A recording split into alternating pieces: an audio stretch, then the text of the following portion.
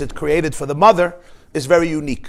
We don't see it in previous stories or in subsequent stories. So this needs to be studied. Rivka is experiencing agitation. Something is bothering her. This is not an easy pregnancy. But her question is a unique question. Her question is not, why am I in pain? Why am I suffering? Is there anything I can do? Any vitamins I can take? Are there certain exercises that can help me? Maybe I can get some of Gitti Klein's soup or healthy food so that I should be able to deal with this better. Maybe I need something to give strength and stamina to my energy. Rather, her question is very existential. Why am I? Whoa, that's a big one. From the agitation she's experiencing, she's now questioning her very existence, her very identity. This means this was more than physical pain, or even more than just an emotional pain. There was something here that really got to her to the point of saying, Lama anochi, why am I? It's almost like my whole existence, my anochi, my sense of I, is put into question. And when the sense of I is put into question, we all understand that's a serious condition. Because everybody has questions, and everybody has to deal, as they say, with their own pekel, with different baggage and luggage. But this question is, why anochi? Why am I? Something in the I is now with a question mark instead of an exclamation point. Lama anochi. And as a result of that, she's not asking advice from anybody. She needs the creator of the universe. Vatelech lidrosh. Lidrosh is also an interesting word. It's not just a question. Lish'oil is a question. Lidrosh comes from the word doiresh, which is a deep, like drasha, is an investigation. Drisha v'chakira. It's a deep, deep scrutiny and analysis. She's going to acquire. The pasuk laments, Tzion ein doiresh la. The Navi says, Tzion doesn't have anyone doirish, nobody thinking about it, caring for it, investigating about it. Miklal de Bayidrisha Chazal say, from here you learn that Tzion deserves to be investigated and thought about and reflected and pondered about, reckoned with and pondered about. So Vatelech lidroish es Hashem. She's really searching, she's searching. And Hashem gives her a message. And what's the message? The message is, it's not so simple. You have actually two nations inside this womb. It's a pretty intense story inside of you.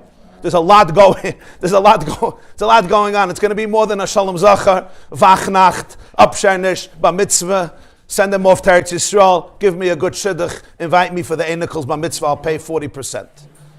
Just give me Nachas reports. It's going to be much more complex than this. Two nations are inside of you.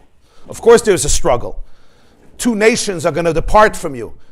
One is going to be mightier than the other and they're going to be struggling. The greater is going to serve the younger. So this is what Rivka hears. Now, how did this answer her question? She asked, Lama ze anochi. It's not so clear. Something inside perturbed her so deeply to question herself. And somehow this answered her question. If we look at it from a physical level, she was very agitated from the pregnancy. What does it help? The fact that there are two nations. Okay, it didn't stop. The problems didn't stop, but somehow it seems like she was comforted. This brought her comfort. If it was a spiritual question or an emotional question or a psychological question, Lama ze anochi, how did this answer? Wow, so now the problem is even bigger than I thought. I thought it was just a kid, in a bad mood in the womb or whatever. Now I realize there's two complete nations fighting over each other. Did this really take away the question of Lama ze anochi? So commentators over the generations, beginning with Rashi right away, and all of the other Mefarshim commentators, have interpreted this pasuk in so many different ways. There's the Pshat and Remez, Rush, Side, because it obviously represents something very profound and nuanced, and it's the beginning of a whole journey that would continue over the next portions between Yaakov and Esav and their relationship, and the relationship with their mother and with their father, etc. Let's see a very fascinating interpretation that was given by the Noam Elimelech. The Noam Elimelech is a very famous Hasidic work that was authored by the Rabbi Elimelech, the Rabbi Melech as he's known, who lived in Lezhensk, which is in Poland. It's southeastern Poland. Many people till today go to pray at his resting place. I also had the merit of being there in Lezhensk in Poland, southeast Poland. It's a small town. There's around 14,000 people, I think, who live there today. But they have there now, food and tayameha and a lot of things happening in Lezhensk. A lot of people go there today. Rabbi Elimelech of Lezhensk was one of the prime and great students of the holy Maggid of Mezrich. The Maggid of Mezrich succeeded the Baal Shem Tov, and he had many of the great students. One of them was Rabbi Elimelech of Lezhensk, together with his brother, Reb Zusha of Anipoli. These were two brothers, the Rebbe Reb Melech and the Rebbe Reb Zusha. Reb Zusha settled in Anipoli in Ukraine, where he's buried together with the Maggid, and Rabbi Elimelech was in Lezhensk, Poland, and some of the greatest Polish tzaddikim and masters were the students of Rabbi Elimelech of Lezhensk, and he has a work, it's called Noam Elimelech. Over there, on this pasuk, he has a very, very insightful, and I would say marvelous interpretation, with very deep relevance to our lives today. Let's see inside. It's the second source. Noam Elimelech Parshas Toldos. His words are a little bit cryptic and mystical and short, so you have to be able to decipher them, but Be'ezer Hashem will try to decipher. And this is what he says. That this crisis was not just a physical issue. Her pregnancy was very tumultuous, because if that was the issue, Hashem's response wouldn't help. Okay, so now there's two people in me, but I'm suffering, I need help. And that's why her question is not only, how do I physically assuage, how do I physically alleviate pain? But it's a question of who am I and why am I? So this is what he explains. Rifka, so both from the question and from Hashem's answer, we see that it's more than just a difficult pregnancy, which is not a small thing, and I'm not going to stand here and talk about that to this crowd, but that itself is worthy of attention. Rather here, it's one notch even higher. Rivka knew, she knew it in her bones, intuitively, and she knew it in her genes, as we say, and with her wisdom, that her children one day will be the receptacles of the sacred Torah, the divine blueprint for life. Ubiraisa, suddenly she sees, and this is the famous medrash on this pasuk, and Rashi quotes it, that the struggle was essentially a spiritual one. Yaakov hayem mefarchis lotzes, ubepesach avodah Esav mefarchis lochitzes. K'moshe darshan Chazal. Our sages famously say in Medrash, and this is how Rashi interprets the pasuk in order to make sense of the struggle, that every time Rivka would pass centers of spiritual worship of Hashem, what we call a Beis HaKnesses, it's not like there were shuls at the time and yeshivas at the time, it was a different environment obviously, but it means places where they studied divine wisdom, they studied monotheism, it was places that were centered around emunah and a spiritual relationship with God. There was this child kicking and getting excited, almost trying to come out. That was Yaakov.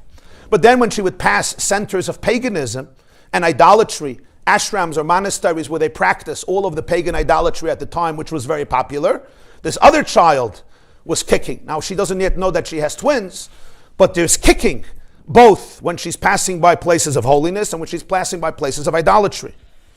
She does not know that there are two fetuses. There are two children in her womb. She thinks there's one child. Ooh, this means that this child is really, really split. There's one fetus, and every time she passes places of holiness, this child is excited. Every time she passes places of idolatry, this child is enthralled and excited. What does this mean? She doesn't know that there's two. She thinks it's one. That means there is a very deep crisis already in his genes, or her genes. In this child, in this fetus, there's a real, what you might call a split, a dichotomy.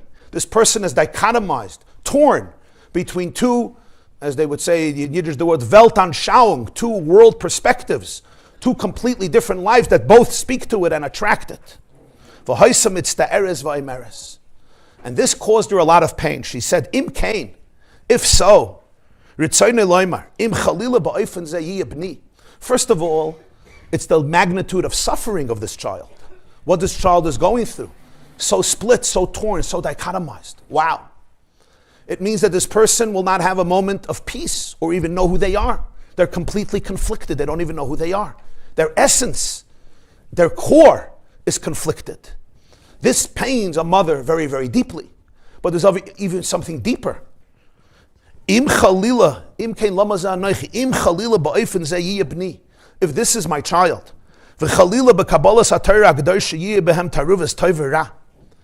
therefore this child, who will ultimately be the father of the nation that will receive the Torah, and this person is completely mixed. It's a taruvas. Taruvas is like a cholent, a mixture of toiv, of good, and rav, negativity, of toxicity.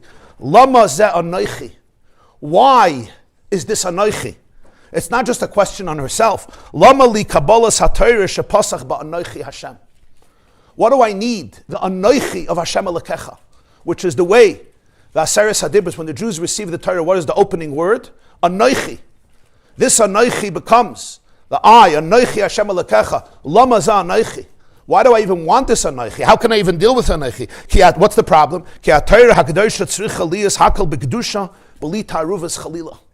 Because the definition of Torah is purity, truth, authenticity. It needs to be received with absolute holiness and sensitivity, without any mixture of negativity, of poison. Lama za anochi. If this child is so conflicted, I don't even know who it is. Why is this? I don't even see this happening. Wow, so this is a very deep question a very deep crisis she's having. I'm giving birth to a child who is confused, it seems, at his core. There is ambivalence, there is a split, there is a dichotomy in the very essence of this child. One day azoi. When we pass here, he's excited. When we pass opposite places, he's excited. Is there a spine? Is there an identity? Is there an essence? Do you know who you are? Do you have conviction? Is there any clarity in your life? This is what a tumultuous life, what a painful existence, an agitated existence, in many ways a torturous existence, being thrown around literally like a ping pong ball from this side to this side to this side, and it's constant. Lama za anochi. How is this child even be able to receive the anochi Hashem Elokecha? So what does she do? Vatelech lidreshes Hashem. She goes to find lidreshes when you want to look for something. Right? It says by Hashavas Aveda, you should hold that which you lost adroish achicha oisai, until your brother searches for it. If I find a lost object, I take it home. It's called Hashavas Aveda, and then who do I give it to? The person who lost it needs to look for it, search for it, and they have to give me the simanim, the signs, so that I know that they are the rightful owner. So lidrosh is, she needs to go seek, looking for something. What is she looking for? So the Noam Elimelech says something fascinating. She wasn't looking for an answer. She realized that she needs to go find God. Very, very different than one would interpret it. She realizes there's such an issue going on here. And the first person she has to look at is who? Herself. The Gemara says at the end of Tractate Sukkah, Shuta di Yenuka, Oida Abba, Oida Ima. When you hear a little child talking, either as aktibe from the Tate, the Zaktibe from the Mama, which in English means either we're hearing echoes of what Tati is about, or we're hearing echoes of what Mommy is about. At this point, a child is completely subsumed, so to speak, or consumed, or molded and crafted by the energy and the ambiance of the home. So the Gemara says, Shuta. Shuta means the conversations of Yenuka. Yenuka is a little child. Yenuka comes from the word yoinik, like nursing. But it doesn't necessarily mean the first few months. It means when they can talk, but they're still young. You know, when you hear a kid come and has very strong shittos and philosophies and ideologies, political convictions, and you know, wow, somebody is intense in that home. This kid is picking up a lot in the kitchen. And it's by osmosis, it's even without an attempt. But children often are echoing what's going on at home. You just have to be sensitive and hear what is happening. So it's oida abba oida ima. Vuhu machmas shem shutfen by. And it makes sense. It's not just because he's overhearing conversations in the kitchen or in the dining room. It's also, that Noam Elimelech says, it's genetic. It's inherent. The parents are partners in the creation of this child. Between the seed of the father and the egg of the mother. And that one cell that then is developed and replicated. You have the Y chromosome and the X chromosome. There is a partnership here. A partnership obviously on a functional level, but even more important, on a genetic level, on a biological level. This is what forms the template of the child in the womb. Fascinating words. And each one imbues into the child, into the fetus, into the female or male, chelkai, their own part, their own portion, according to their essence and according to their state of consciousness, their chemistry. So who I am, what I'm dealing with, this is way before, 200 years before epigenetics and all the studies of genetics. But he's saying everyone imbues into the child, from them, their essence. This is what this child is carrying. So now when Rivka sees the struggle in this child, who does she feel she has to look at? She identifies that there is perhaps a deep void or a deep flaw in her. She is the cause. L'chein vatelech lidrosh es Hashem. That's why it doesn't say she went to ask Hashem. She didn't have a question. She went to seek Hashem. L'sakein es chelka kedei sheyiyeh kuloi l'tov l'Hashem. She realized she needs to find God. She has no questions. She needs to find her own relationship with Hashem to repair her own inner wounds so that she should be able to experience a wholeness that this child is challenging. This child is basically reflecting back to her parts inside of her that were not dealt with. The fragmented parts of her own personality, her own tension that is maybe subconscious or superconscious, that may have been suppressed or repressed. This fetus is bringing out to the fore, so it's actually a gift. I need to go find my God. Vatelech lidrosh. I need to go drish. I really need to search. This is the Noam Elimelech's interpretation. So what is he really telling us? He's really telling us something very, very sensitive and very, very important. And it's true about our lives, not just when our children are so small and really pre-birth, but really sometimes it's so relevant and true also at later stages of life. Very often, a parent looks at a child who's struggling, literally struggling emotionally, struggling psychologically, struggling mentally, struggling spiritually, struggling physically. Sometimes it's even more than one child in a family struggling. So there's two ways of dealing with it. One way is we objectify the problem. This kid has a serious problem, and let me find the professionals and the experts who can somehow fix the problem. And sometimes this approach has a lot of merit. We go to doctors, we go to physicians, we try to go to professionals to try to help people heal wounds on any level. But Rivka is actually, the matriarch of the Jewish people, is actually incorporating a new level of wisdom that is much deeper. Sometimes my child is simply mirroring back to me that which I was never ready to see. I was never ready to face. Of course, now I can't point the finger and say, okay, you have a problem. We're going to take you to this doctor. He's going to fix you. Send me the bill, and when you're normal, come back home. In many ways, it's a very easy way of doing it. I'm good.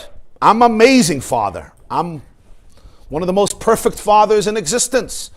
My motherhood is not going to be challenged at the moment.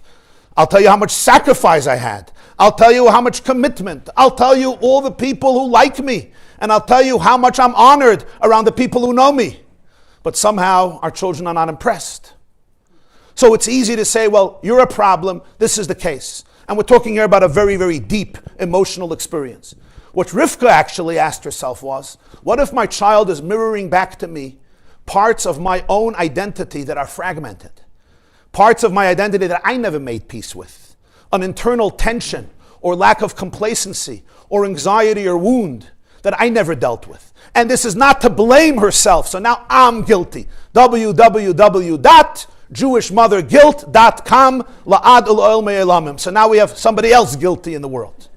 Actually, she was very proactive. Vatelech lidrosh es Hashem. She says, you know what? I need to go find my God. What a gift. What is Rivka really saying? My own relationship with Hashem needs healing. My own relationship with myself needs healing. My own relationship with life needs healing. So in many ways, Rivka is teaching us something. I look at a child. The child is going through a lot of things. Instead of just objectifying, go inward and ask yourself the profound question. What am I learning here? What was triggering me so deeply? Why am I so in pain? What is the wound that is being evoked? What is this child teaching me about myself? First of all, this goes to the root of the problem, very often much more than to the symptoms. Second of all, I become an empowered person rather than a passive victim who's suffering at the hands of people I love so much who are torturing me with their strange behavior. It becomes actually empowering because here the person can actually lidrosh es Hashem. I need to go find the wholeness in myself. What is that going to help that kid? He's a rotten kid. He's meshuggah. Okay. I know what I can do. I can heal myself. Here is where the person is empowered. There is agency. There is real freedom here. So that's what Rivka is teaching us here. That's what the Noam Elimelech says. Because it's so painful to see her child who has conflict at their core. There is something so deeply conflicted. Rivka understands this is either Yitzchak's story or it's my story, or maybe it's a dynamic of both of us, but she can't even fix Yitzchak. Or maybe she doesn't think it's Yitzchak. She knows Yitzchak too well. He's an Oila Tmima. So she says, Vatelech Lidrashus Hashem. Maybe it's my father's genes. Maybe it's my brother's genes. Vatelech Lidrashus Hashem. Let me go find my God. And as he puts it, L'sakenes chelka sheyeh kuloi l'toiv l'Hashem. If I could cleanse me, if I can find that wholeness in myself, automatically it will be reflected back. Whatever has to happen, the energy that I exude, the energy of the people around me will also be transformed. Yeah. I heard a great metaphor from my wife that life is like a chess game. When two people are playing chess, right, if you're one side, I'm on the other side, I have no right to move your pieces. It's not like in the middle of the game, I don't like where your queen is, so I'm taking your queen. It doesn't work that way. You could never touch the pieces of another person. If you do, you're out. The only pieces I could move is my own. But here's what happens. When I move one of my pieces, you are forced to change your dance. You cannot just say, oh, nothing happened. No. If you don't move, it's checkmate. And that's how life works. Isn't that a beautiful metaphor? Yes. Okay. So it's so true in life. You know, we think, let me move the other person's piece. I'm going to move your pieces. I'm going to move my kid's piece. I'm going to move my husband's pieces, my shviga's pieces, my shvez pieces, my brother, my sister, my neighbor, everybody. I can't move anybody's pieces, sorry.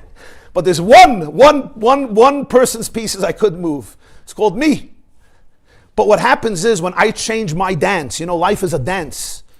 It's a beautiful choreographed dance. When I change my move, when I change my dance, automatically, just like if you're at a wedding and you're dancing with somebody, when I change my posture, my position, the other person who is in that dance responds. We are in a dance with each other. All of humanity and all of the Jewish people, really all of the universe is in a dance with each other. And certainly families are in a dance with each other. And when I start moving my posture, when my position changes, automatically, not by even force, but it creates a new energy in the home. Right? When Tati's posture changes, when Mommy's posture changes, when their inner energy changes, when there's an element, when the ambiance is transformed, when I know inside myself that there's a wholeness, there's a faith, there's a trust, there's a surrender, there's deep love, there's openness, there's a less fear. The person who knows you best, which is your child, because they know your subconscious, their dance starts changing. There are shifts that are very, very real. The words of the Noam Elimelech are so true, not only because the Noam Elimelech said them and therefore they're true, but also I've seen it in my own life. I've seen it in my own experience. I've seen it with my own children. I've seen it with other people. And probably some of you have seen it very clearly. You know, there was a time in my life where I thought I was a very, very good, I was a very, very good father. And in some ways, I hope it's a little true, at least in some ways. And then I have seen that my children were acting in certain ways that were very, very painful and aggravating. And for some time or for many years, I thought, okay, let me try to identify the problem and help them with love and understanding and sensitivity. But then, through a lot of inner work, I realized the truth of this, the words of the Noam Elimelech. I need to go be able to find my God.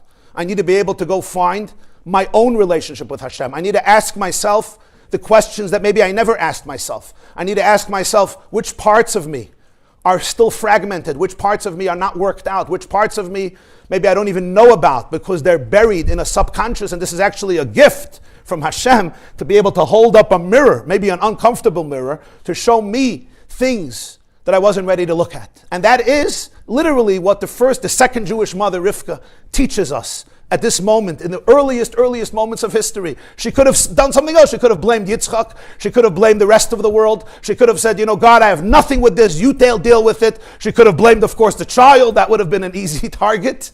A sitting duck. And she doesn't blame anybody. She doesn't blame herself. She doesn't blame anybody else. You know what she says? She says it's time to find God.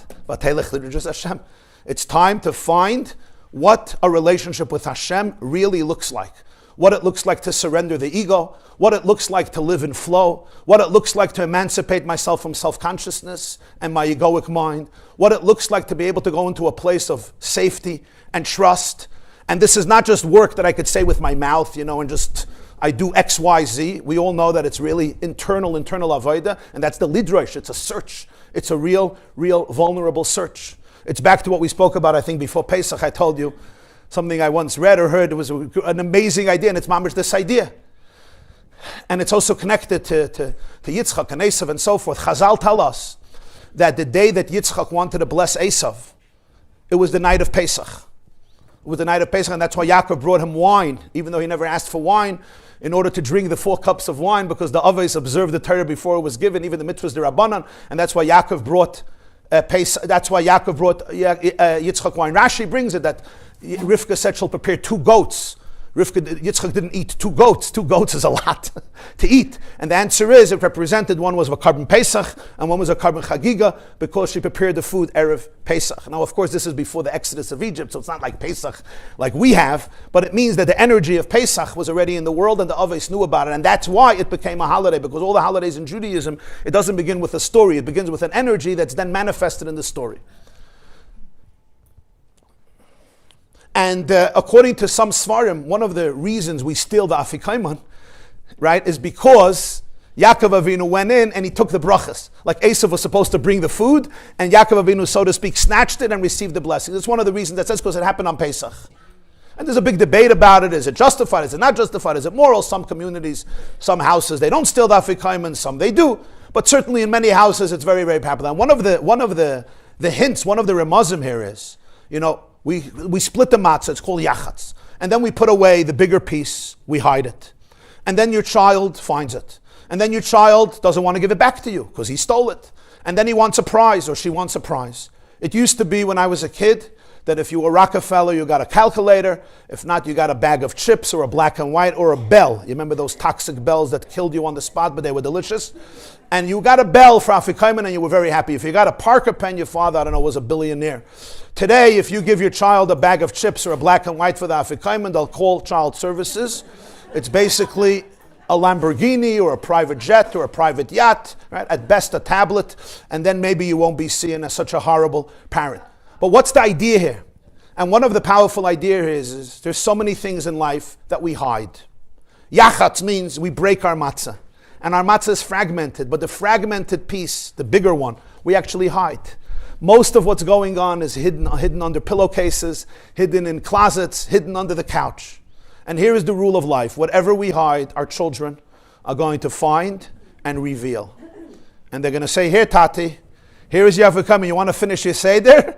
Here is the Afikaiman. And now Tati has a choice. He could do one of 2 things. One is look at this child and say, you are a real chutzpin yak.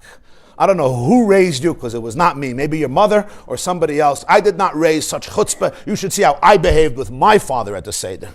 You should see how I behaved in my house. I don't know where you come from. You think you were adopted maybe? Mommy brought you in without telling me? That's one way of the father responding, either consciously or unconsciously, either saying it or thinking it, either thinking it haphazardly and so forth. But certainly there's annoyance. How dare you? This piece of matzah has been in the pillowcase for hundreds of years. We have managed to become the perfect family. How dare you? How dare you? Another father and mother look at this child. They take the Afikaiman and they say, thank you. How can I reward you? Thank you. Because they understand that the only way we could finish the Seder and declare L'Shana Haba B'Yerushalayim is if we're ready to bring back that Afikaiman, that fragmented part, back to the table. Let's face it, it's not always easy. If this was hidden for dozens of years or hundreds of years, it's not easy just to reclaim it and say, come back to the table, everything is dandy. But it's the depth of the moment where I'm actually rewarding you, where I'm going to be grateful to you for what you have done. It turns out in life that sometimes the struggles that our children put us through, the ringer that they put you through, at one point, let's face it, parents sometimes have very, very negative emotions about their children. Not because they're bad people, but because of the pain. I remember parents coming to me, it's very hard to repeat, but their child was struggling so deeply and it was so difficult on the family and there was so much shame and grace. The father made the mistake of blurting out at a moment, saying, it would have been much easier if you were dead. And these are deep human emotions that come from very deep suffering. It's like, you're causing me so much dread and anguish. You're destroying everything I built. At least go back to Gan Eden. God will take care of you. I don't know what to do. And it's a very vulnerable place. Not to condone, God forbid, but to appreciate the depth of what people go through. And sometimes they shouldn't be saying that to their child, but they sometimes need a friend or somebody that they can be authentically open with about the struggle. What we're learning here, though, is that these are human emotions and we get them. But the truth is, as we do our work, one day we come back to these children and we say, thank you. How can I reward you for allowing me to be able to see this Afikaiman and completing my Seder and declaring L'Shana Haba B'Yerushalayim? How can I thank you for allowing me to go into these places? Because nobody else could have done it. Let's face it. What children cause you to do, nobody else will cause you to do. Because of the deep relationship, sometimes the deepest emotional, psychological, spiritual work we do because of the struggles or the situations with our children. And those who allow their egos or insecurities to be cracked open and come off their high horse and say, you know what? Maybe I do have the opportunity now to go into a deeper place. Ashreihem, ashreichem. It's really the gift that deserves so much reward. And the matriarch and the prototype and the archetype of this type of attitude is right here. Vatelech lidroish es Hashem. Let me examine my own relationship. What does Hashem tell her? Vayomer Hashem la shnei goyim bebitnech. What does Hashem tell her? Hashem says, Rivka, you're being a little hard on yourself. This kid is actually not conflicted. Shnei goyim bevitnech. Actually, this kid doesn't have a split personality. This kid is not suffering from a spiritual or psychological dichotomy, confused and tortured. There's actually two people. There's two souls and there's two bodies inside your womb. Zeh yifne l'rishoy, v'zeh l'tzitkoi b'shleimus. Your child could receive the Torah.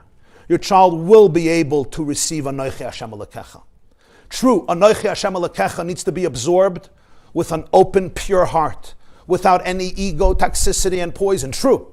But don't worry, you have that. You also have another child in your womb. Shnei goyim bevitnik. So the question, Lama ze anochi. Why am I? Which now we understand. It's a question on her existence. What's happening inside my identity that this kid is playing out? Lama ze anochi. Why am I? Who am I? What is my existence about? What is happening inside of me? Or even deeper, Lama ze anochi. How can I receive the anochi of Aseres Hadibros of Matan Torah? It was answered. Shnei goyim bevitnech, Rivka. That's the answer. Shnei goyim bevitnech, shnei le'umim meyayich yiparedu, u'loim eloim yematz, v'rav yavet tzayir. Now, let's get deeper into what this answer is. This answer comforted Rivka. This answer gave her perspective.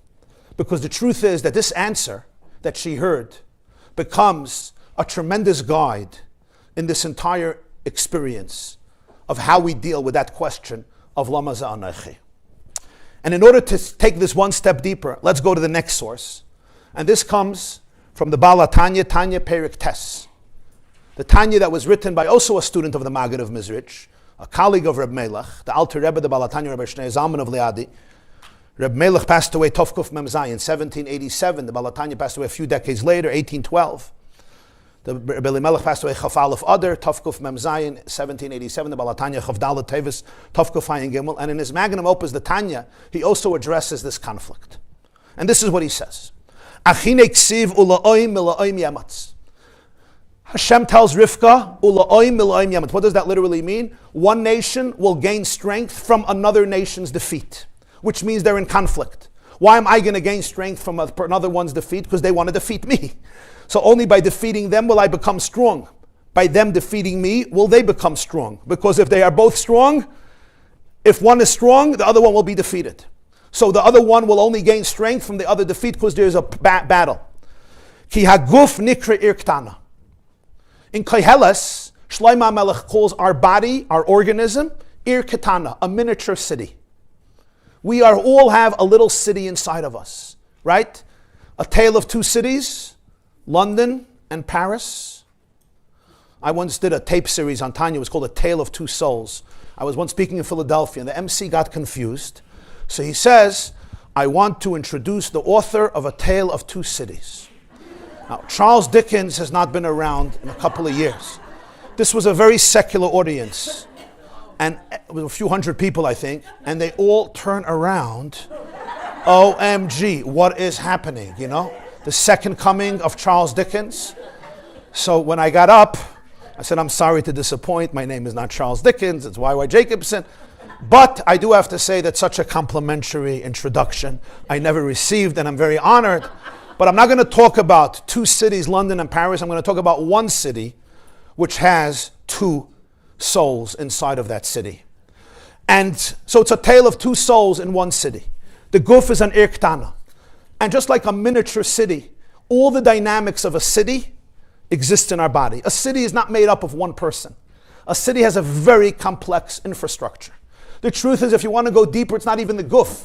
Every cell in the body is an irktana. We have around 60 trillion cells in our bodies.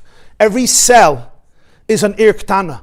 A cell they used to think is not so complex. But if you study even one cell under a microscope, it's a city. It's more than a city, it's a country.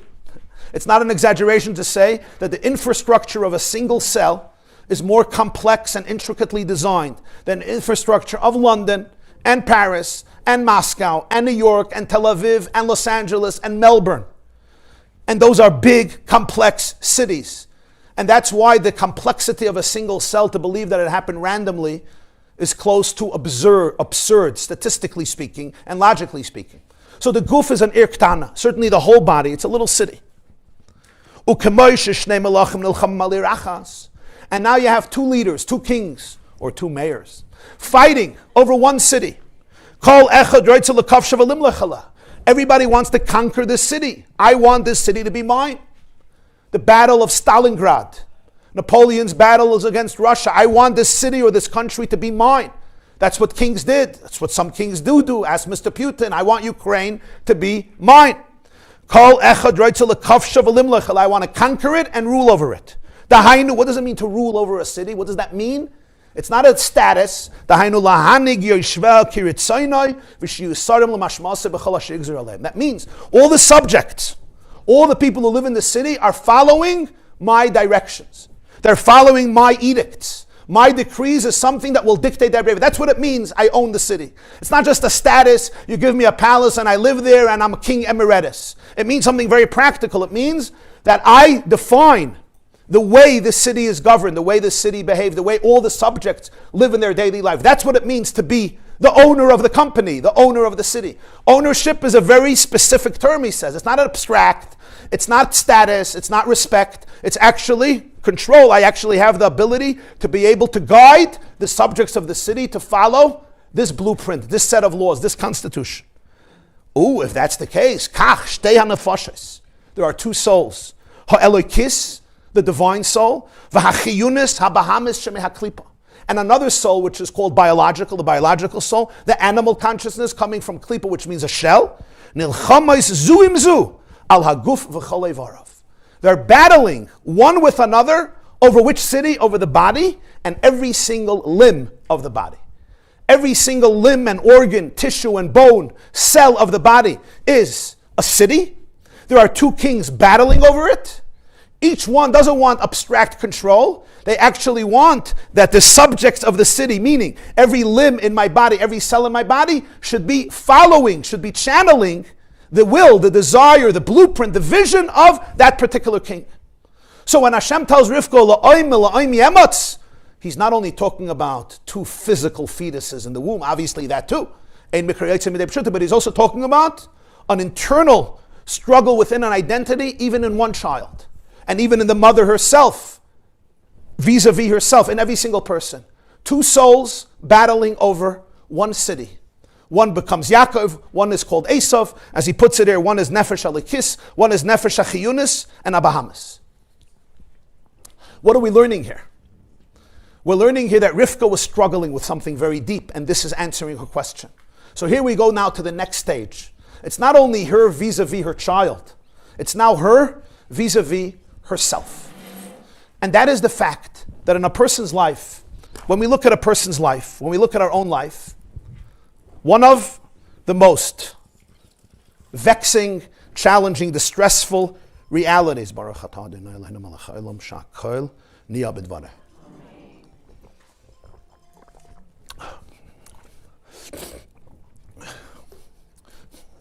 Excuse me for a moment.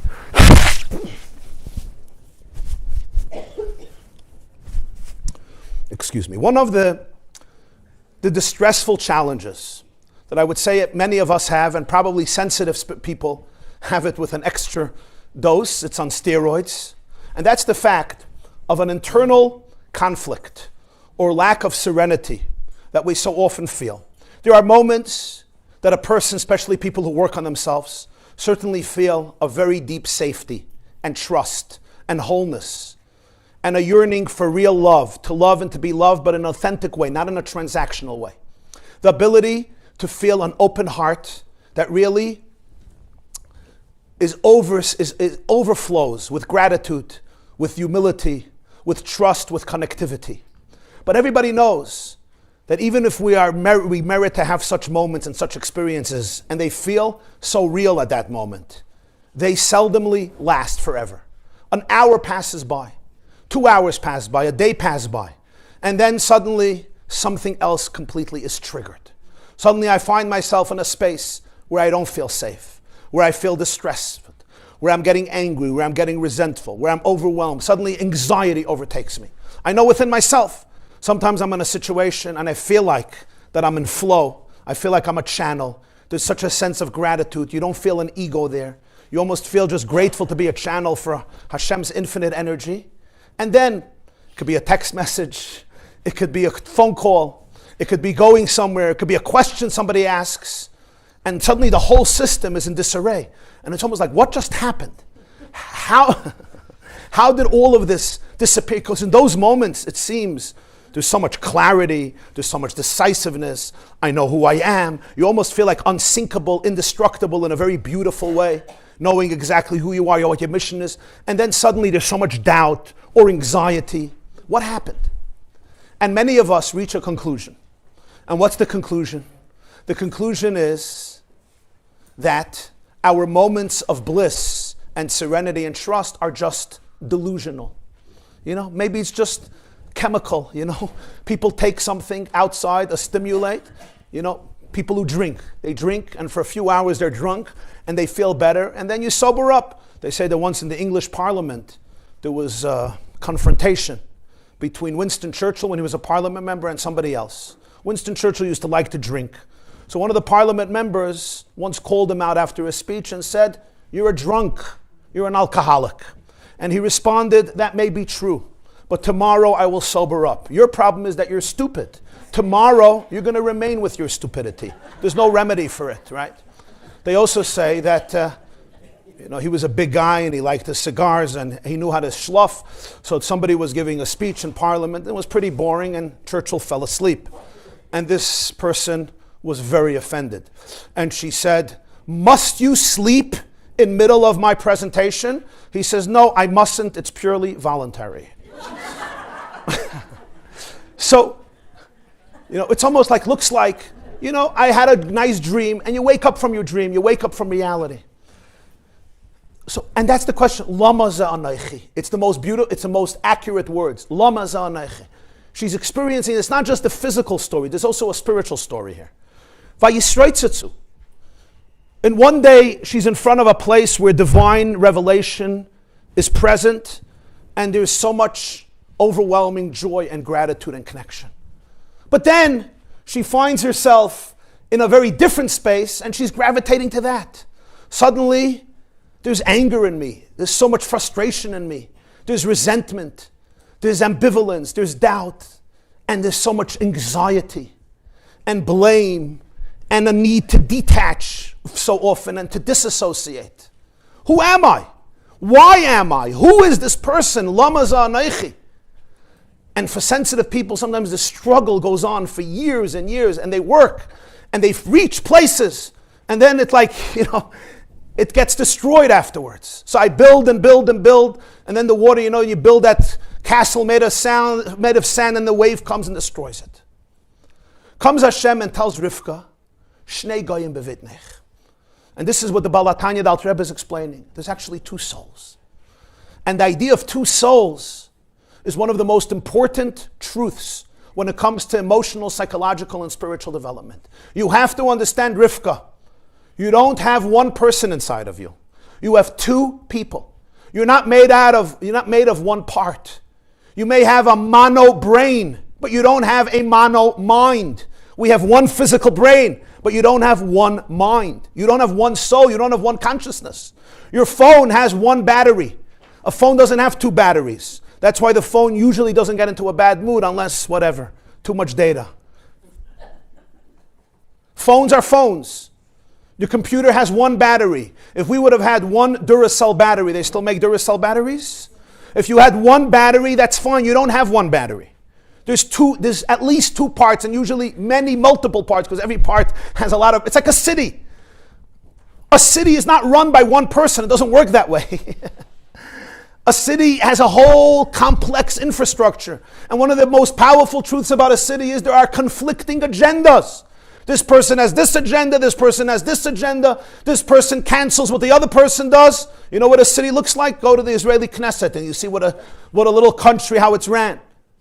And there's hollering and bickering and debates and screaming. It's a city. Imagine in your kitchen you're trying to cook up and make something, but then there's another 100 voices that have different opinions. We know what that looks like. It's called backseat drivers. Shnei goyim. And who are these two goyim? Two of these two nations. So he calls it the Nefesh Elokis, the Nefesh HaBahamis Shemi HaKlipa. And they're really in a battle. Now what does this mean? What does this battle look like? How does this comfort Rivka? How does this answer a question of Lama anochi? And the answer is because you have to understand the nature of these two souls. The moment you understand the nature of these two souls, there is a clarity, and you don't have to ask the question, Lama anochi. Not that there's no struggle, but you look at the struggle in a different way. And here is how it is. How do we explain the Nefesh HaBahamis versus the Nefesh Elokis? And this is one of the major themes of Tanya. And that is as follows, that we operate on two levels of consciousness. Hindi, you with me? You agree? Yes. Okay.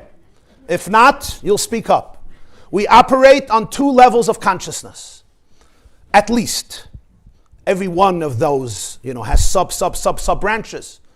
And it's literally two kings. Imagine two kings inside of me. Literally. We spoke about a chess game. That chess game is in my heart. There's two kings, two leaders. Each king has a vision, a way of looking at this country. Imagine literally inside of you there's a city. Call it any city you want. Yerushalayim, Tel Aviv, Eilat, Sydney. Where were you last? Hong Kong, Peru, Brazil, Mumbai, Afghanistan? No, not yet. Okay. Yes.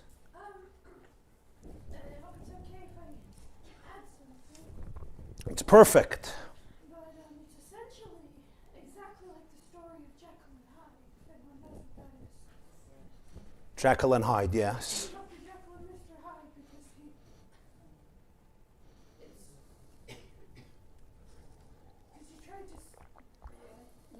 he tried to split that. Right. Like that there are two parts. Right.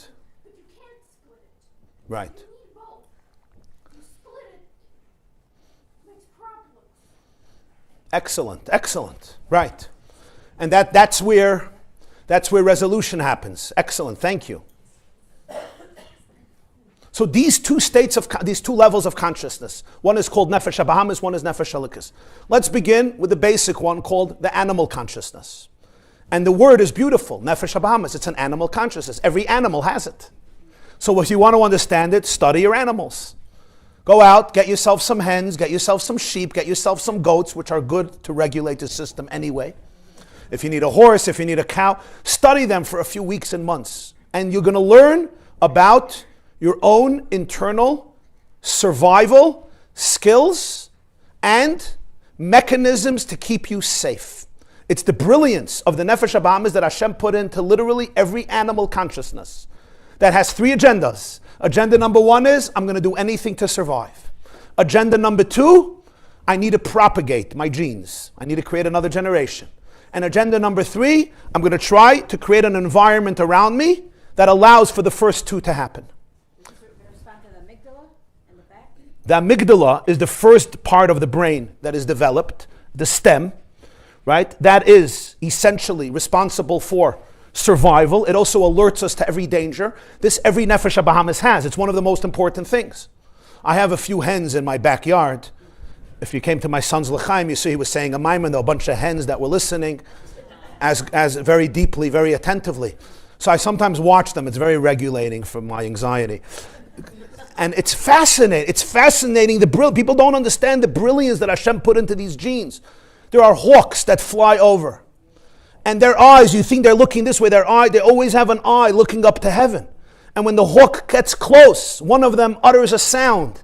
And within seconds, all of them go for cover.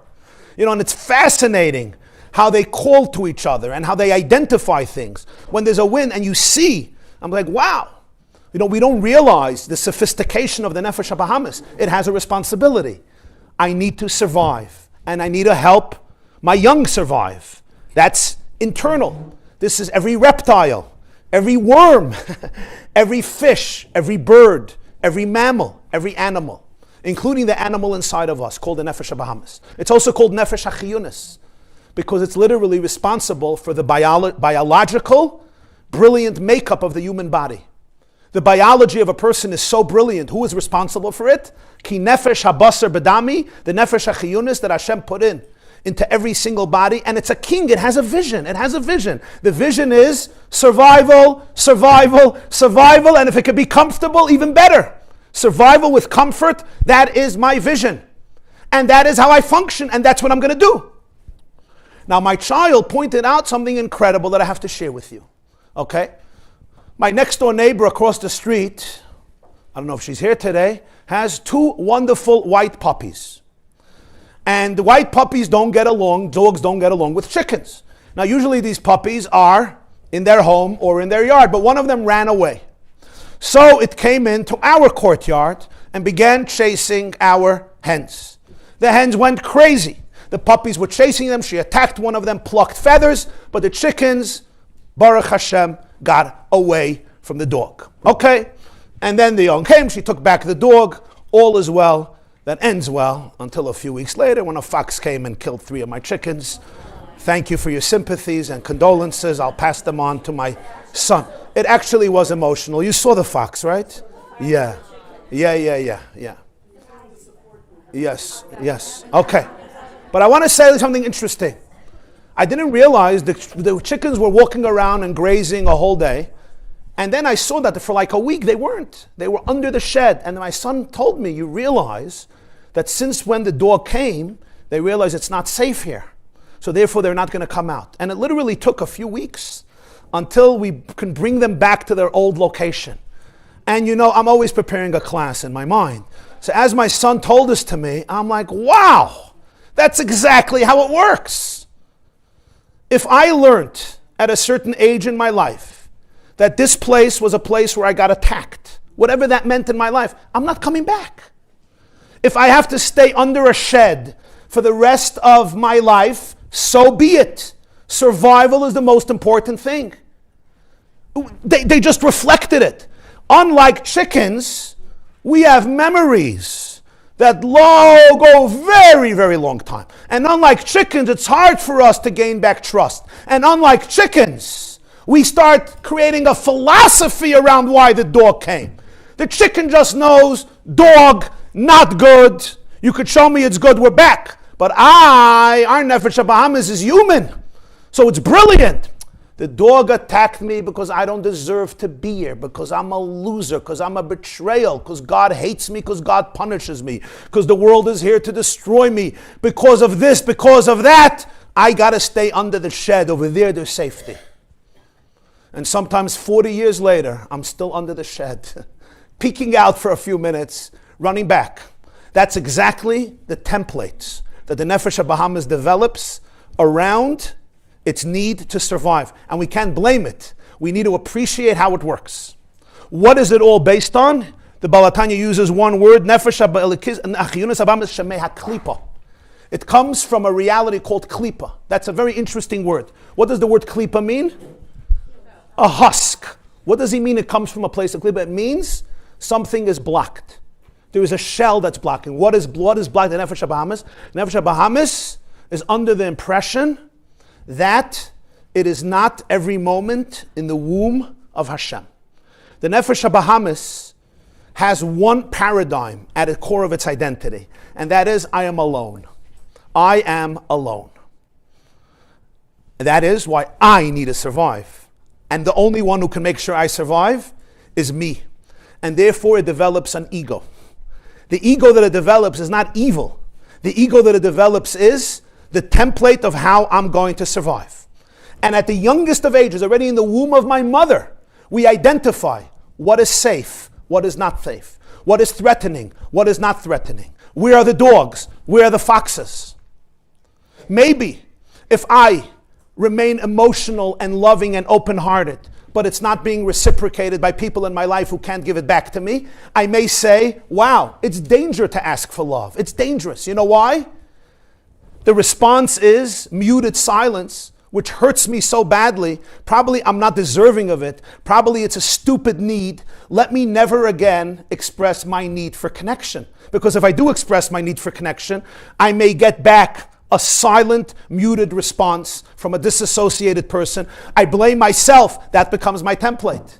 Some of us shut down our emotions very early on. We learn how to function. We sometimes learn how to please people in order to get the approval that we need. So I become a people's pleaser, and it's amazing for survival. Because for survival, I need people around me to like me. I want to feel good about myself. I want people to do me favors. Maybe I learn I have to be manipulative. Maybe I learn I have to be dishonest. Maybe I learn I have to be deceptive. Maybe I learn I always need a smile.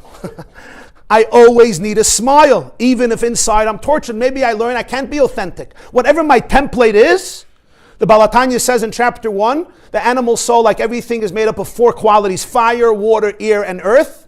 Each one it cultivates in order to survive. For it, fire could mean arrogance, anger, resentment, frustration. Water becomes addiction and cravings.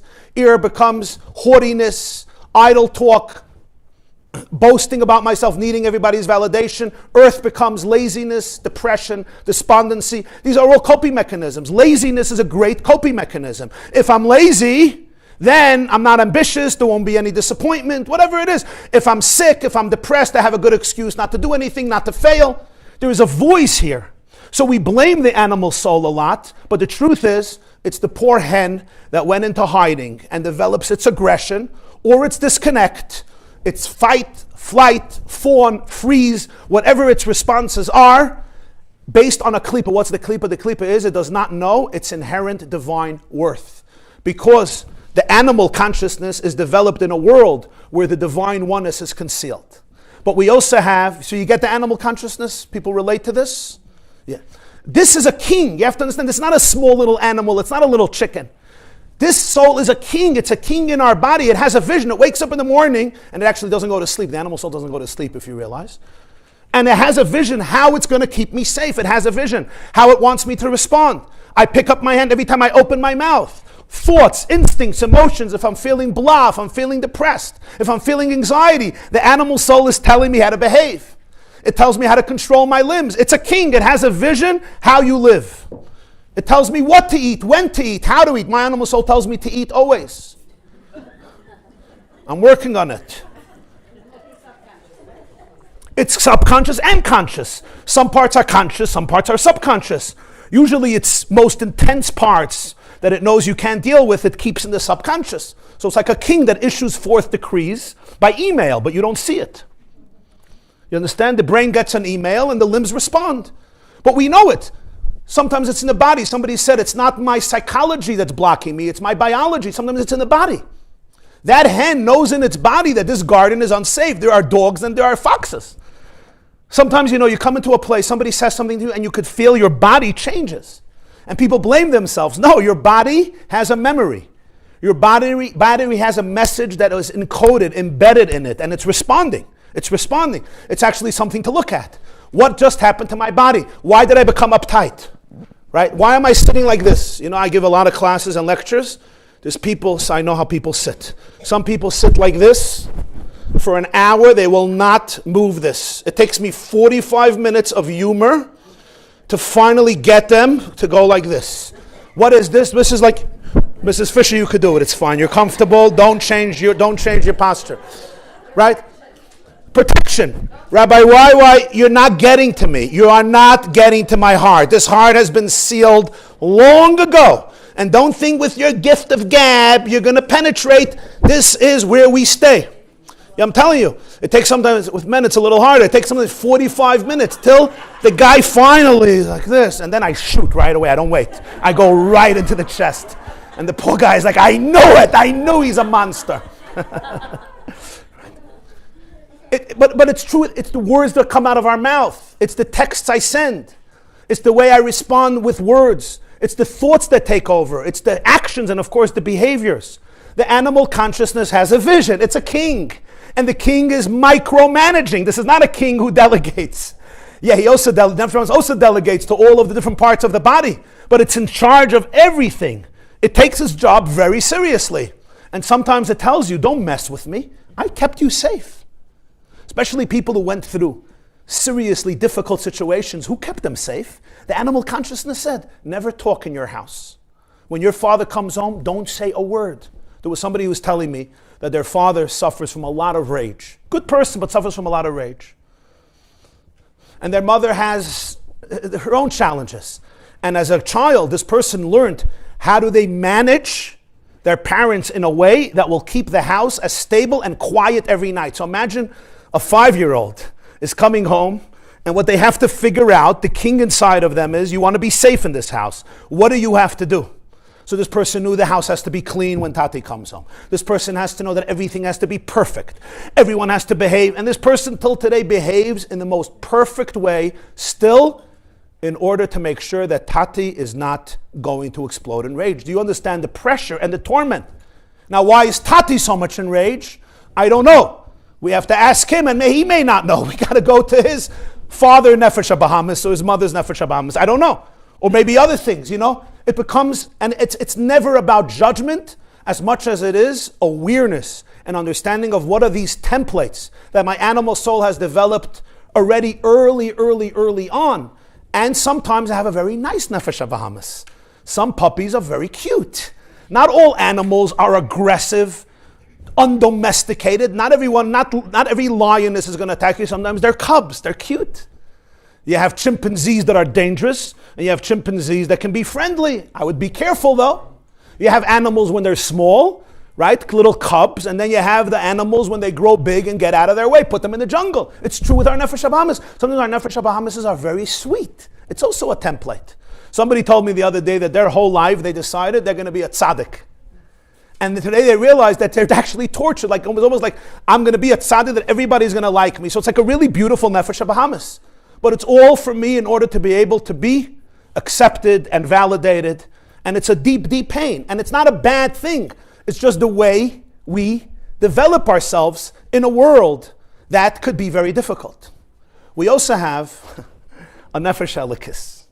The Nefesh Elokis, you have to understand what this means. We have a Nefesh Elokis. It's not a small statement. Nefesh Elokis is actually a consciousness that channels through it the infinite intelligence and love of the Creator. The Nefesh Elokis is not focused on survival, not because it doesn't want to survive, but because it's as alive as God is. Hashem is not focused on survival, not because he wants to disappear, but because he is the source of life. The Nefesh Elokis is literally a piece of Hashem. What does it mean, a piece of Hashem? It's like the ray of the sun. It channels through it into our body and around us the intelligence of the universe, which is Hashem. It channels the love of the universe. It channels cosmic oneness. It has a clarity about life that is basically Hashem's perspective, Hashem's vision. And that exists inside of us. Also, it's also a king. It also has a vision. In a completely unified personality, the Nefesh HaBahamis looks at the Nefesh Elokis, V'rav Yavoid Tzayer, and says, wow, you lead the way, I'm here to follow. The Nefesh HaBahamis tells the Nefesh Elokis, I'll tell you when we have to go to the bathroom. I'll tell you when I'm thirsty. I'll tell you when I need a sweater because it's cold. I'll tell you when I need to take off my sweater because it's hot. I'll tell you when I'm hungry because it's time for lunch. And I'll tell you when I really need a rest, or I need a walk, or I need relaxation, or I need some exercise. And the Nefesh Elokis says, amazing. And that's like literally a puppy in the house who's very safe, who loves the environment, and the puppy waits for mommy and tati to guide the way. So a healthy Nefesh HaBahamis is actually a beautiful facilitator for the Nefesh Elokis in our body. Because any bodily need, you need your Nefesh HaBahamis. Like you said, you can't split. Without a Nefesh HaBahamis, I can't be physically alive. I can be spiritually alive, but not physically alive. The Nefesh HaBahamis moderates my temperature. It manages my respiratory system. It manages my urinary system. It manages my circulatory system. It manages my digestive system. You want to finish the other systems? The doctor. It manages, you can't live without that. If I don't eat for 6 days, I can't live. I need water. The Nefesh HaBahamis says you need water. The Nefesh Elokis is not in a separate planet. They live together. They're married to each other. They're actually tucked into each other. The Nefesh Elokis works through the Nefesh HaBahamis, but the Nefesh Elokis is never ever looking for validation from anybody. The Nefesh Elokis doesn't need confidence from people who think that they're going to tell me they like me and now I'm going to feel liked. The Nefesh Elokis has a safety essentially, because imagine you're experiencing Hashem. It's like you are Hashem. You are a manifestation of Hashem's light. So you're inherently valuable. You're infinitely valuable. And there's a love that's infinite. There's a wisdom that's infinite. And that's the Nefesh Elokis. So in a beautiful situation, the two make complete peace. And one actually is a channel for the other. So there's like a hierarchy in life. There's Hashem. There's the divine soul, which is Hashem inside of me. There's the animal soul, which channels the divine soul into the body. So you have Hashem, you have a divine soul, you have an animal soul, and you have a guf. And there's peace, and there's oneness. Is it connected to the prefrontal cortex? Of course it's connected. The Nefesh HaBahamis has 3 names in Tanya. Nefesh HaChiyunis, Nefesh HaBahamis, Nefesh HaSichlis. You understand? Nefesh HaChiyunis is the amygdala. Nefesh HaBahamis is the limbic system, which is emotional, like animals. There's the reptilian brain, right? And there's the, what is it called? The mammalian brain, the limbic, the limbic element, that's emotional. There's the lizard inside of you, or the crocodile, I don't know which one you like more. That's the reptilian brain. There's no emotions there, but there is survival. Don't start up with that alligator. He's not going to give you love.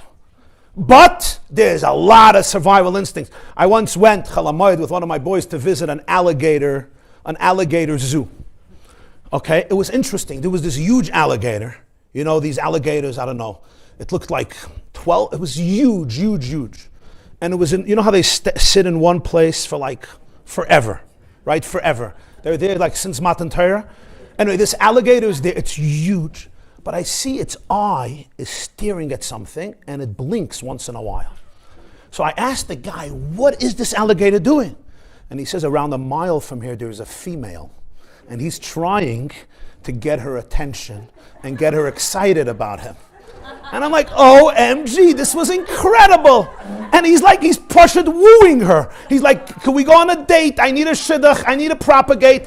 This is lonely here. And I'm like, wow, you know, these guys are more interesting than anybody imagines. So there's Nefesh HaChiyunis, which has also a lot of intelligence. So there's Nefesh HaBahamis, that's where there's a lot of emotions, right? That's the monkey inside of me, the chimpanzee, the elephant, right? The dog, there's a lot of emotions.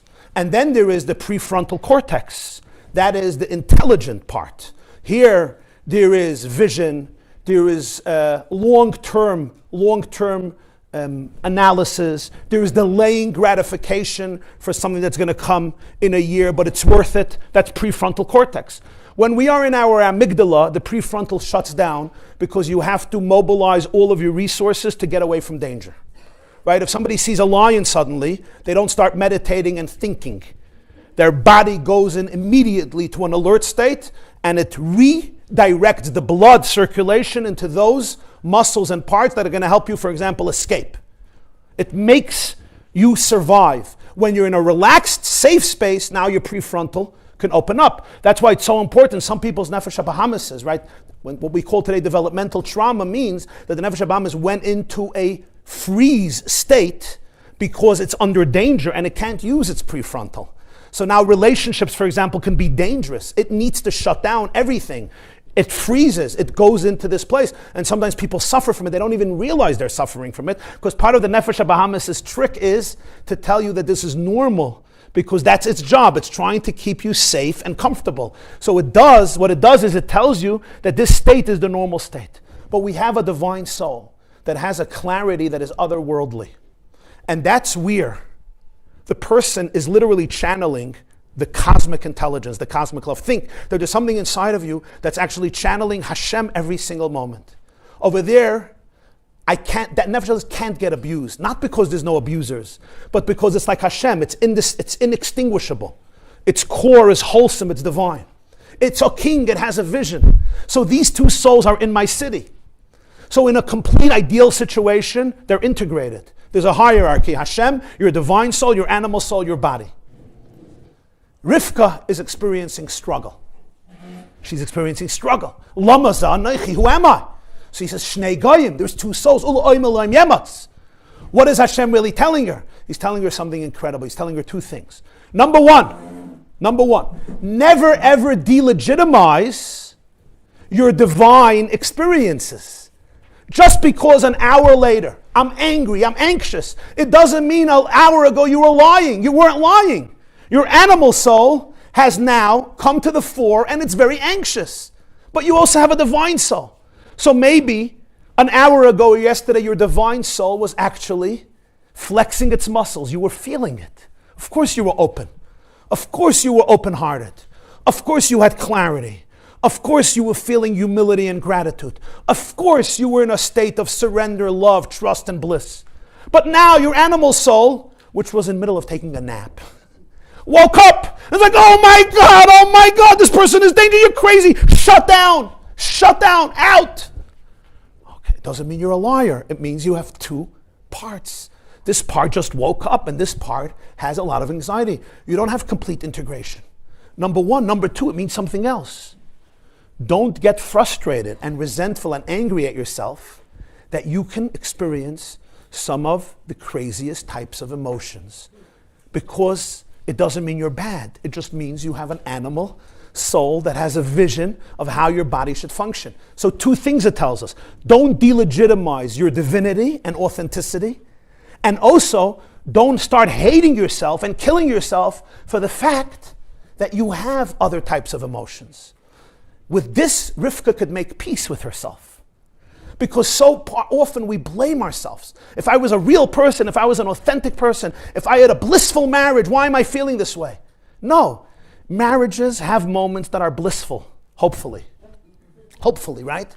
And then they have moments where a woman or a husband could wake up and really feel very negative emotions. Something just came up for the animal soul. The animal soul is saying, I'm scared, I'm afraid. Maybe there's a memory that I didn't deal with. Maybe there's forgiveness that has to be given. Maybe there's something that triggered an old experience. Maybe there's something that's frightening me at my core. And my animal soul just said, fight, flight, get into an argument, shut down, gaslight, drift away, stonewall. Everybody's responses. The poor animal soul is frightened.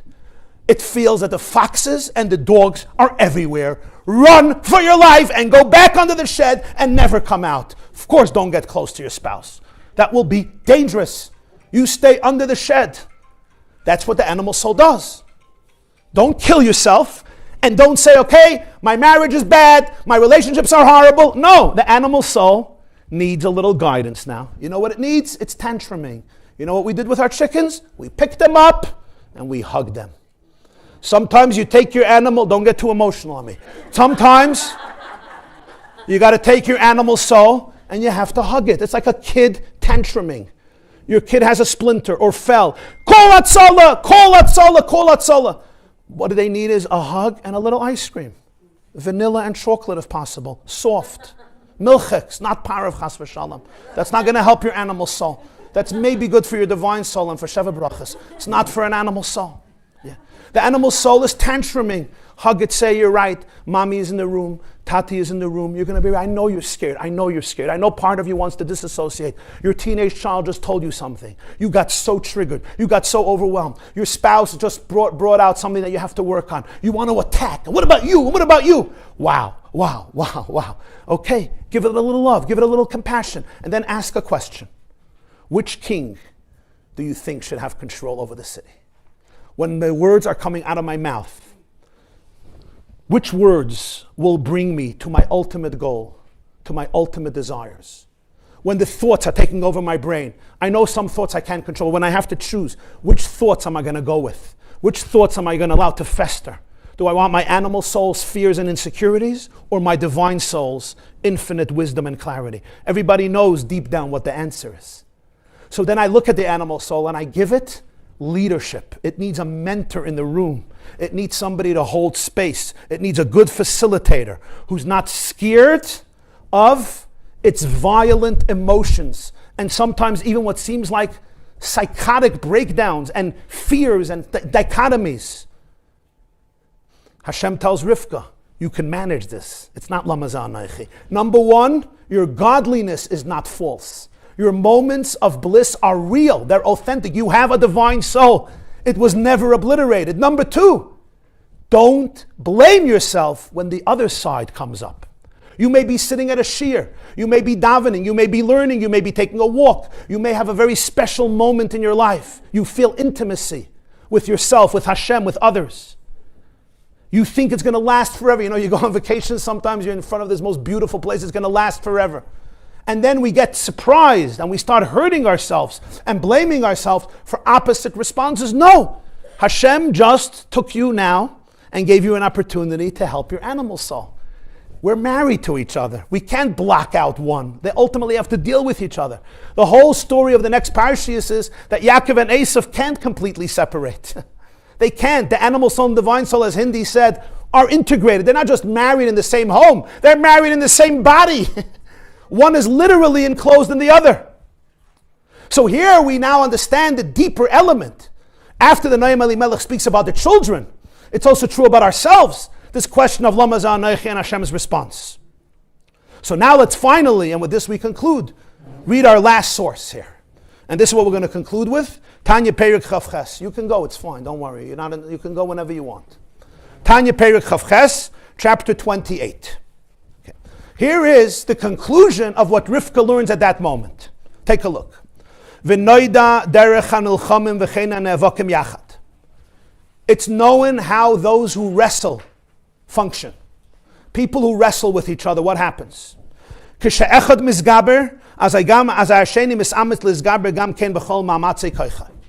When two people are wrestling, or they're having, let's say, a hand wrestle, an arm wrestle, or another form of combat, Krav Maga, whatever it is, and one of them manages to almost defeat the other. Right? If somebody's having an arm wrestle and my hand is almost down completely, what does the other person do? They will muster their last energy to fight back. Before that, they may have been calm. You know, in the beginning, I think, I don't know if I'm going to lose, but suddenly, when I realize the other person is overpowering me, I'm going to muster my last energy, hoping to fight back. Now I know I can't be calm, I can't be placid. If I'm going to be calm and placid, I'm out. So now I need to really find every iota of energy to fight back. So the Baal Tanya says, this is true in every battle. You think in yourself, it's not true. So when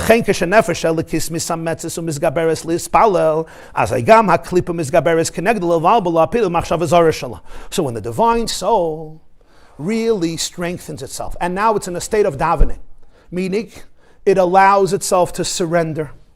It allows itself to go into a place of safety and trust.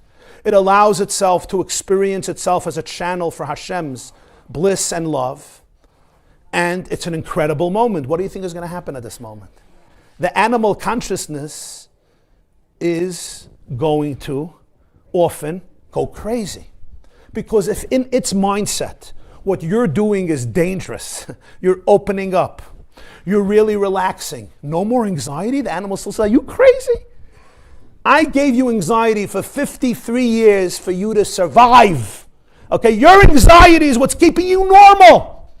If you wouldn't be anxious, you would say whatever you want to say, and the whole world would say you're a certified Meshiggana. Because of my social anxiety, you are hypervigilant. When you walk into a bar mitzvah and a sheva brachas, you think 1,000 times before you open your mouth. Anybody relates to this animal soul? Now you're going to come and be smarter than me. I'm the security guard. I'm the one who protected you from every attacker. the animal soul can often go crazy. And that's what often happens. People open up, they crack open, it's a moment of deep safety, and then there's going to be a thought. 1 second. Oh my God, there's no supper tonight. The cleaning lady didn't come. Oh my God, I had an appointment I forgot. It finds things even from 10 years ago. The main thing is go into anxiety. Go into anxiety, go into anxiety. And he says sometimes the more the Nefesh Elokis is successful, the more it's going to bring up whatever it can to fight back because you're successful. So it's going to bring in any machshava zara, any alien thought to bring you down. V'loi ketos ha'olam. Don't make the mistake of the world. Shetayim lo yichiach min nefilas ha'machshava zara miklal she'ein tfilasam klum. Most of the world, if I'm davening, and suddenly I have this crazy alien thought that comes into me, what do I prove to myself? I'm inauthentic. My davening was worthless. If I was really present, if I was really intimate, why did I get all these thoughts? Obviously, it was a joke. I was deluding myself. I'm a liar. I'm a deceptive person to myself. Says the Balatanya, ha'emes haya k'divreihem. Priceless words. Truth would have been on their side, that your davening is inauthentic. Im haisan nefesh achas levada, hiya mispaleles v'hiya machshavas amaris machshavas zaros. If you had one soul that was both davening and experiencing the alien thoughts, you could say, wow, my soul is really a psatzka. It's really split. It's really dichotomized. It doesn't know who it is. There's one soul, 1 minute I'm with God, and the next minute I'm in the opposite space. What's wrong with me?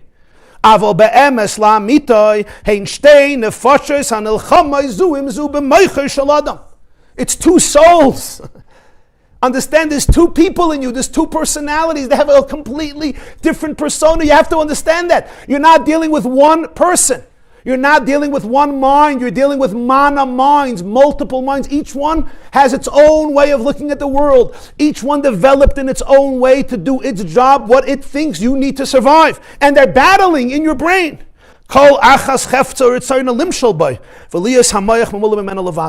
Each one, like a king, wants to be the sole exclusive one who calls the shots and wants the brain to actually be filled with its energy. So they have a little piece of real estate. You know how big it is? Your brain. A couple of inches, 2 pounds, 3 pounds.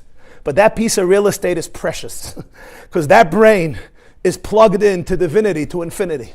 So this little piece of real estate, it's like real estate in the Middle East. You know what I mean? In Kentucky, in Wyoming, in Montana. Send them to Montana, for heaven's sake, to Kentucky. There's a lot of place there. No. In the Middle East, 1 inch, world war. 1 inch, world war. Eretz Yisrael. It's the center of holiness. That little brain, whoa, it is creating a battle. Everybody wants, I want this brain. V'chol hirurei Torah v'Yerushalayim min nefesh Elokis. V'chol milah da'alma min nefesh HaBahamis. Rak she'Elokis milubeshes ba. All thoughts that reflect basically Torah and Yerushalayim, that's your divine soul speaking. There are all thoughts that are coming from a world that's fragmented and divorced from the oneness of Hashem. That's your animal soul. But the Elokis is milubeshes ba. They're not divorced. The divine soul is tucked into it. It's enclosed in it. Because anything connected to the body is the animal soul, so the divine soul works through the animal soul. So what the Balatanya is saying, don't think that you're being inauthentic and you're being deceptive. Why? Because I was in this state of wholeness and clarity. And then 10 minutes later, or 5 minutes later, 20 seconds later, there's a whole different experience in me. Breathe and realize. Calling yourself a liar or confused or split was true if you had one soul. You had one piece and that piece was completely crazy. It's not. Different parts, different souls. The divine soul has exact clarity and it's going to be real and it's going to come out and it's going to be incredible. And then an hour later, the animal soul may wake up, or 5 minutes later, or when it sees the success of the divine soul and it's feeling threatened for whatever reason, it's going to try to say, oh, we know the truth, you're just a depressed loser. Oh, we know the truth, you're feeling blah. Oh, we know the truth, you're irresponsible, you're lazy again. Oh, suddenly you're davening. Oh, you're blissful. Yeah, you're blissful. What happened an hour ago? Look at the text you just got. This person is angry at you. Oh, and you know how you missed your plane 2 days ago, and B'chlal you don't get it together. And and your kid just like sent, I need the credit card is not working, so I can't even get the credit card. Whatever it is, boom, boom, boom, boom. Ho! And this is what you have to understand. Lama za anochi, shnei goyim bevitnech, ula oim eloim yematz. Of course, there's a tzaddik who creates complete integration, but most of us, as the Tanya explains, there are these two souls. We work with our animal soul, we elevate it, we sublimate it, but it's still an animal consciousness. And therefore, it's going to come up. And when it starts telling me, oh, I don't know, I can't be connected, I don't know how to be connected, it's all a lie, that's part of animal fear. It's a lie. No. You have a divine soul, and when you go into that space, your nervous system is safe. It's wholesome. And then the animal soul throws a tantrum, and it needs my attention, it needs my presence, it needs the adult, the mentor in the room to say, yes, you're dealing with a lot of fear, or you're dealing with a lot of anxiety, there's a lack of clarity, the world is falling apart. You say that you're cursed, this one is cursed, that one is cursed, my life is cursed, my day is cursed, this is going to happen, that's going to... I get it. These are the fears that the animal soul develops to stay safe, small, and in control. I used to have a meshugas that I would constantly imagine when the telephone was ringing, that it was somebody telling me that a certain person died. And then I realized, wow, my animal soul is just preparing. It doesn't want to be caught off guard. It does not want to be caught off guard, right? When you're in trauma, the worst thing is to be caught off guard. You need to be in control. You need to be vigilant. So if I can imagine the worst thing in that telephone call, you're not going to be able to shock me. I already knew it. This is a classic. I'm just giving you a classic survival template of the animal soul. There's so many. It's these premonitions. It's these predictions. Everything is going to fail. Let's go right into the spear. Nobody will ever disappoint me.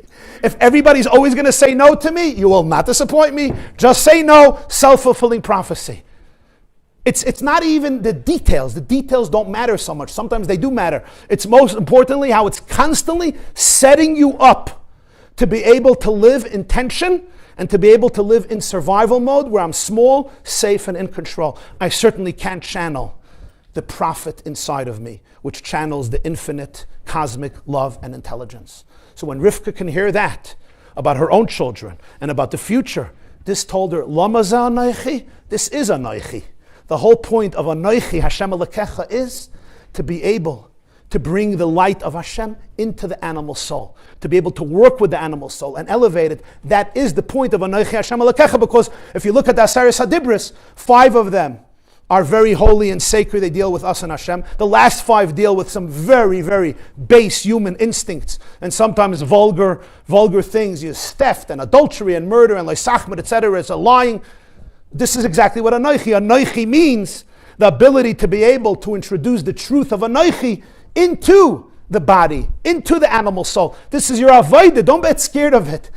My little dog or my little hen tantruming, yes, that's your avodah. You're an adult. You're a mentor. Your divine soul has the ability to come as a king into this place and tell the animal soul, let me take over the thoughts and the words and the actions. And with this we conclude, as the Tanya says, I can't always master the inner emotions.